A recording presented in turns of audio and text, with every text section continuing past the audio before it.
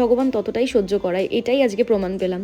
আমরা টোটোতে উঠেই বলেছিলাম ভালো রেস্টুরেন্টে নিয়ে যেতে, যেখানে পেট পুরো শান্তিমতো খেতে পারবো। অনেক ভেতরে নিয়ে এসেছিলো, নামটাও জানি না রেস্টুরেন্টের, তবে খাবার দাবার মোটামুটি ভালোই ছিল, খেয়েছি, খেয়ে শান্তি হয়েছে। আর ডেকোরেশনটাও খুব সুন্দর ছিল। চিকেন থালি নিয়েছিলাম, মেয়েরার আমার দুজনেরই হয়ে গেছে, ওই গরমে এক গাদা পেট ভরে খাওয়া অসম্ভব। যাই হোক, আজকে ফার্স্ট টাইম একটা কোল্ড ড্রিঙ্ক ট্রাই করলাম, স্প্রাইটের মিন্ট আর লেমনের, খুব সুন্দর ছিল। আর এই যে রেস্টুরেন্টটা, দুই কন্যা হেসেল ঘর।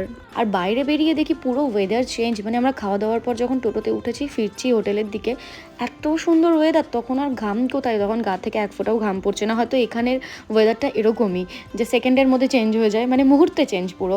তো আমরাও তখন কিছু কেনাকাটা করলাম, তখনও মুডটা যেহেতু ভালো হয়ে গেছিলো খাওয়ার পর, আর গরমটাও লাগছিল না। আর তারপর আর কয়েক ঘন্টার মধ্যে আমি ভুলে গেছি যে আমি ব্লগ করছিলাম। হোটেলে এসে রেস্ট করেছি, ঘুমিয়েছি, তারপরে সন্ধ্যাবেলা বেরিয়ে কিছু স্ন্যাক্স খেয়ে এখন আবার আমরা একটু এই রিসর্টটায় ঘুরছিলাম। এখানে সন্ধ্যার পর কোনো মজা নেই, কোনো কিছু না, একটু আওয়াজ পাবে না, কোনো জায়গায় আলো পাবে। আমাদের একদম ভাল লাগছিল না। ওই 8টার পর থেকে চারিদিক পুরো নিস্তব্ধ। আমরা 10টার মধ্যে লাঞ্চ করে রাত 11টার সময় ডিসাইড করি যে আমরা বেরিয়ে যাবো, আমরা থাকবো না। তো ভিডিওটা কিন্তু এতটুকুই, কেমন লাগলো অবশ্যই জানিও। দেখা হচ্ছে নেক্সট ভিডিওতে, টাটা।